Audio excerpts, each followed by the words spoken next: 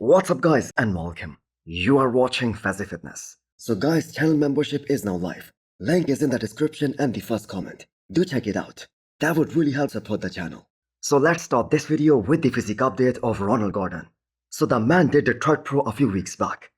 And he stepped on the stage after a 1-year gap. And initially his plan, that was to do this upcoming Pittsburgh Pro. But he kind of fell short of his own expectations at this past Detroit Pro.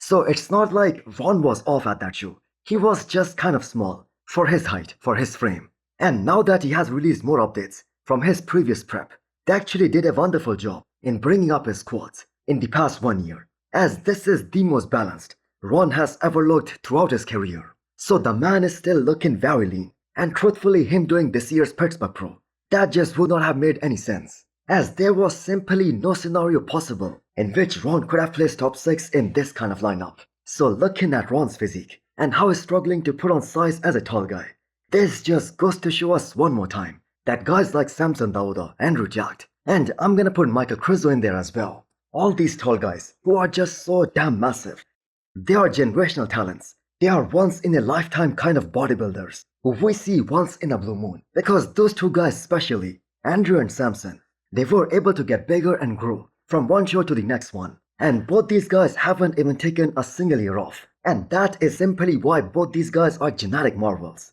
So that post-show fullness on Ron, that looked absolutely crazy. But unfortunately, he was up against a guy like William Bonac and Sazan Hirati, who carry so much muscle mass and thickness and so much density on their frames. They have that old man muscle quality. Now Ron should definitely do more shows this year.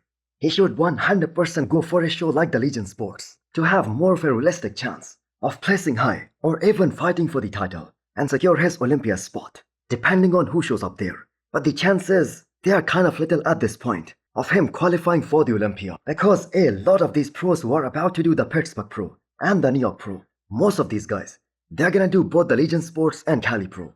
And we have to keep in mind, a guy like Tony Burton is also gonna be there.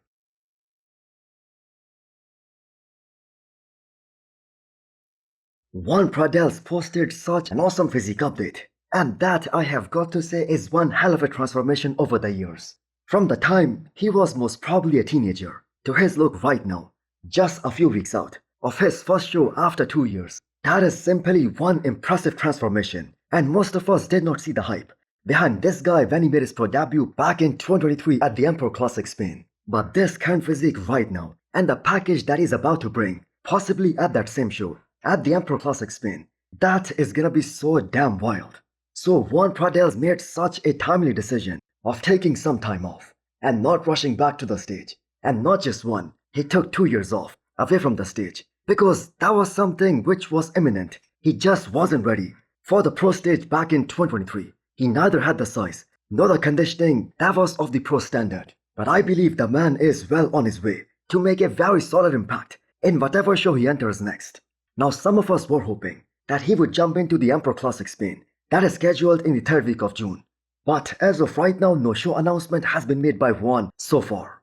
So this is another very young guy, still in his 20s. And the man has also got a great coach in his corner. So it will be so exciting to see what kind of a package he brings this time around. And I for one am very excited for this comeback. Next up we have an update from Fabian Sylvian, who is now under 8 weeks out of his first show of this year, and also his first show with his new coach, Patrick Tour, who by the way is also the coach of Keon Pearson. And the man is now hitting his peak strength at this phase of the prep.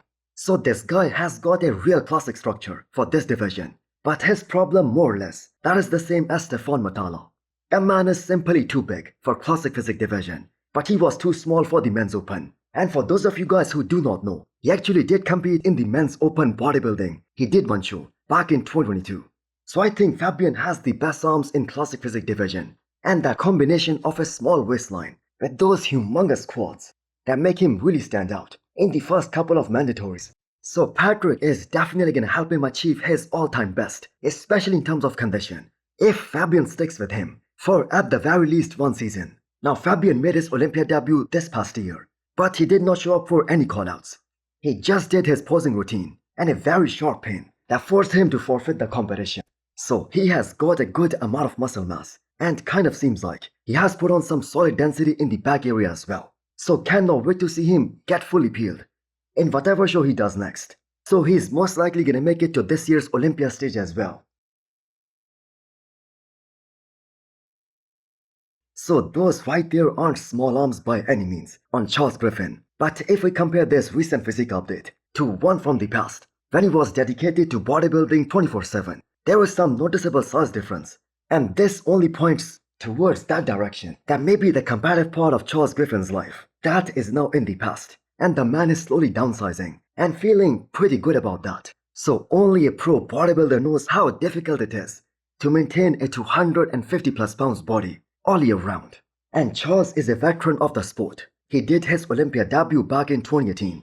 So the man had a very good run. The way he was able to transform his physique from 2018 onwards, where first of all, where he started to add those vacuums in the mandatories. And that is one of the best examples on how the flow of a physique that can completely change with some posing changes. And having a small waistline in the elite bodybuilding, that is simply one of the most important things.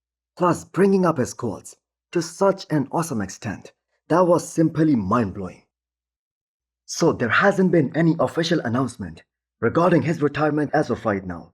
But at this point, it's more than likely that things are headed that way. So looking at Charles's physique, before he had that packed here, he had a very few weak points. And one of the biggest ones, that was not being wide enough or not taking a lot of space on the stage. His conditioning was one of the best back in 2022 and also in 2023 at the Olympia, where he placed top 10. He just wasn't a guy with a big frame, so he simply could not stand out in a deeper lineup like the one at the Olympia. So the fact that he placed top 10 at the Olympia with an injured pec, which was also his last shoe, that just goes to show us how insane he was in terms of conditioning. The 4 times men's physique Olympia champion Jeremy Bundele, he has finally started the prep for the last bodybuilding show of his career. And for a guy who has continuously been traveling, not eating or training as meticulously as he used to when he was winning all those Olympia titles, his starting point of the prep, that looks pretty damn good. So a lot of business opportunities, they are linked to this last Olympia appearance. So he's gonna try to bring his all-time best, or the best he can do at this point. Now, I don't wanna say the best of his career, because it's nearly impossible at this point to beat your all-time best when you distance yourself from professional bodybuilding for 5 years. And Jeremy's best, that was 2017, which some consider the best physique to step on the Olympia stage in the men's physique division. Now, I do not think it is realistic to think that he's gonna beat that look, but he can definitely bring a better package than 2023, which according to him was a total mess up because things went far from ideal in that peak week. So the sport has also evolved a lot since 2018. Jeremy was a villain when he was on the top of his game. He had so much haters, but you have got to give him a lot of credit as he played a massive role in the success of men's physique and promoting that as a whole division. So hit the thumbs up button if you liked the video and smash the subscribe button if you wanna come back for more. Thanks for watching.